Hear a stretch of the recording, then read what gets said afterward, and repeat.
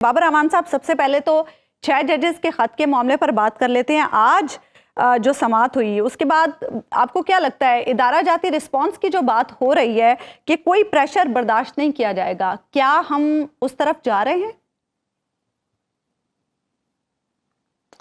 बिस्मिल्लाहिर्रहमानिर्रहीम।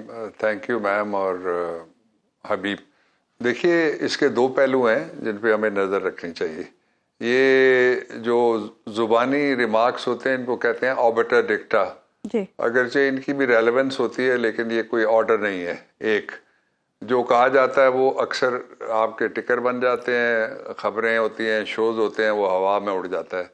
जो करने वाले काम है वो 3 काम है। पहला तो ये है कि मद्देनज़र एक लार्जर पिक्चर रखने की बजाय जो इस्लामाबाद हाई कोर्ट के या किसी दूसरे हाई कोर्ट के जो जज साहिबान ने शिकायत की है उसको मद्देनज़र रखा जाए। उस शिकायत को हल करने के लिए जो फोरम चुना गया था वो उन्होंने कहा कि हमें गाइड किया जाए और बताया जाए कि हम इसका क्या रिस्पांस दें। और उसके साथ ही 184(3) में अब ये बेंच जो बैठा है, जब कोर्ट बैठ जाती है तो उनके पास एक ही इख्तियार है, जो लार्जर पब्लिक इंटरेस्ट का ये इशू है वो है जिसको आप सुओ मोटो उर्फे आम में कहते हैं जी। तो इसलिए ये इसको जितना फैलाया जाएगा कि सिविल जजेस को भी तहफ़्फ़ुज़ दिया जाए, पूरे पाकिस्तान को तहफ़्फ़ुज़ दिया जाए। ये वो मुल्क है जहाँ 41 बेगुनाह औरतें अंदर पड़ी हुई हैं, 300 से ज़्यादा लोग हैं जिन पे चार्ज फ्रेम नहीं हुआ, साल से ज़्यादा हो गया, वो अंदर पड़े हुए हैं। एक प्राइम मिनिस्टर है जिसके खिलाफ 200 मुकदमात बन गए। तो वो लार्जर इश्यूज एड्रेस करने की जरूरत नहीं है। My opinion, if somebody seeks, I will say one simple thing कि जो कंप्लेंट है उसको पहले डिसाइड किया जाए, बाकी जो लार्जर इश्यूज हैं उनकी तरफ बाद में जाया जा सकता है। नंबर 1।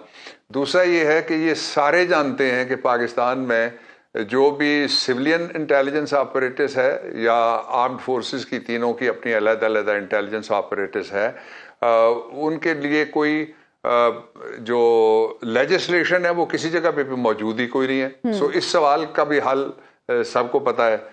असल इशू ये है कि अदलिया को आज़ाद करने के लिए जो तहरीक चलाई थी उसके नतीजे में गुलामी का बड़ा तौक अदलिया के गले में आ गए, इसलिए कि लोग पोलिटिसाइज हो गए और जो जजमेंट्स हैं अब उनके ऊपर भी पॉलिटिक्स ज़्यादा होती है और जो उनके अंदर से कोई कानून के जरिए से जो जिसको आप मुद्दई कहते हैं या कंप्लेनेंट कहते हैं, मैं उसको साइल नहीं कहता, मैं उसको मजलूम कहता हूं, उसका फैसला होने तक अभी भी एक आदमी को फांसी लगे हुए वो अभी उसको नोटिस गया है और उसका वकील भी फौत हो गया, उसको नोटिस गया है कि आप आइए और इस मुकदमे की पैरवी कीजिए। अब तो ये ऊपर जाके ही उसका मुकदमा चलाना पड़ेगा। सो इसलिए जितना हम पॉइंटेड इसको रखेंगे उसका कोई नतीजा निकल सकता है। हे वायर हो गया, नतीजा नहीं निकलना, मुझे खदशा है।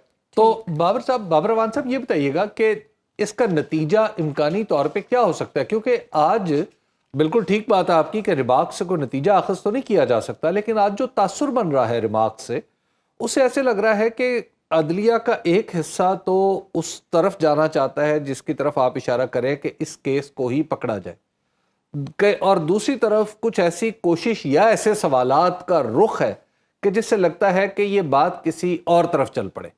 तो अभी तो वो यकसुई और यकजहती तो अंदर भी नजर नहीं आ रही। इसी उससे ओपिनियन नहीं कहा जा सकता फिलहाल। ये मैंने जिस तरह कहा, ये जुबानी रिमार्क्स ऑब्टर डिक्टा हैं, ठीक, लेकिन ओपिनियन तब आएगी जो कोई लिख के देगा। उसमें जो फर्म तरीके से जिन्होंने ये कहा है कि कुछ होना चाहिए, वो दुरुस्त बात है, लेकिन क्या होना चाहिए ये बड़ा सवाल है। अगर आप जितना मैं फिर at the cost of the reputation इसको फैलाएंगे तो फिर उसका नतीजा कोई नहीं निकल सकेगा। पिटीशन इतनी आ गई हैं जिसका हिसाब नहीं है। मैं आपको मिसाल देता हूँ भुट्टो रेफरेंस की। जब मैंने लॉ मिनिस्ट्री रिजाइन करके भुट्टो रेफरेंस फाइल किया तो उसमें हमें ये कहा जाने लगा अदालत की तरफ से कि आप चले जाइए और जाके आप लॉ मिनिस्टर हैं, कल जाके दोबारा ओथ ले लें और पार्लियामेंट से ये आप फैसला करा लें। अब भी अगर कोई चीज पार्लियामेंट की तरफ रेफर होती है और 18th कॉन्स्टिट्यूशनल अमेंडमेंट का केस और 19th कॉन्स्टिट्यूशनल अमेंडमेंट का केस भी दूसरी मिसाल है इस सिलसिले की, तो उसका मतलब है कि फिर पंजाबी में कहते हैं फिर ना ही समझो। तो इसलिए अगर अदलिया को आजाद रखना है तो ये आइन का तकाजा है, ये किसी की ख्वाहिश नहीं है, ना ये कोई पोलिटिकल स्टेटमेंट है और ना ही कोई इस पे वकील डिवाइडेड है। अदलिया जब आजाद होगी तो वकील छोटा है या बड़ा है उसको वकील को नहीं देखा जाएगा, फिर साइल का साइज नहीं देखा जाएगा, फिर उम्मीदें पाकिस्तान नहीं देखी जाएगी, फिर देखा जाएगा मुल्जिम है, इसने जो कुछ किया हुआ है इसके लिए एक फोरम है और उस फोरम में बाकायदा उसकी प्रोसिक्यूशन होनी चाहिए। अच्छा, इसका एक सेकंड पोर्शन ये है जी सॉरी कि जी सॉरी प्लीज, इसका एक सेकंड पोर्शन है जो ज्यादा इंपॉर्टेंट है। सेकंड पोर्शन ये है कि पाकिस्तान में अरबों के नहीं खरबों के करप्शन के केसेस आए, कोई पकड़ा गया? Answer is no. पाकिस्तान में जस्टिस मरी समेत जो बलूचिस्तान हाई कोर्ट के थे और जगह पे जज कत्ल हुए, कोई नतीजा उसका निकला? Answer is no. इस मुल्क में जजों को धमकी देना तो अब तो कोई मजाक ही एक बन गया है कि जजों को पहले धमकी दें और फिर उनके ऊपर डिप्लॉयमेंट लगा दें और वहां बंदे इतने खड़े कर दें कि उनकी सांस बंद होने लगे। तो ये जो तरीका है इसको डील करने के लिए आउट ऑफ बॉक्स सोल्यूशन, जो जिस तरह से खास तौर पे मैं जस्टिस अफगान और जस्टिस अतर मिनुल्लाह उनके जो रिमार्क्स थे with respect to everybody else, वो मुझे ज्यादा करीब लगे कि वो सोल्यूशन की तरफ आज के रिमार्क्स। अभी तो बहुत कोई प्री जज किसी को भी नहीं किया जा सकता कि किस जज साहब की क्या राय होगी। अच्छा, जस्टिस अतर मिनुल्लाह साहब ने यह भी कहा कि जो सिफारिशात या तजावीज़ हाई कोर्ट्स की तरफ से आई हैं वो तो ऐसे लग रहा है तजावीज़ और सिफारिशात नहीं है बल्कि चार्जशीट है। देखें, जिसके घर कोई गड़बड़ करने के लिए घुस बैठिया आए या कोई दीवार फलांग दे या किसी का हक मारा जाए तो वो जो बात कहेगा वो चार्जशीट ही होती है। ये अतर साहब ने बिल्कुल दुरुस्त कहा है। अच्छा, अब वो जो चार्जशीट होती है उसके फिर दो तरीके होते हैं। एक तो इनक्विजिटोरियल प्रोसीडिंग करके इंक्वायर किया जाता है कि ये चार्जेस दुरुस्त हैं या नहीं है, लेकिन उसके लिए पहला स्टेप तो एफआईआर होती है।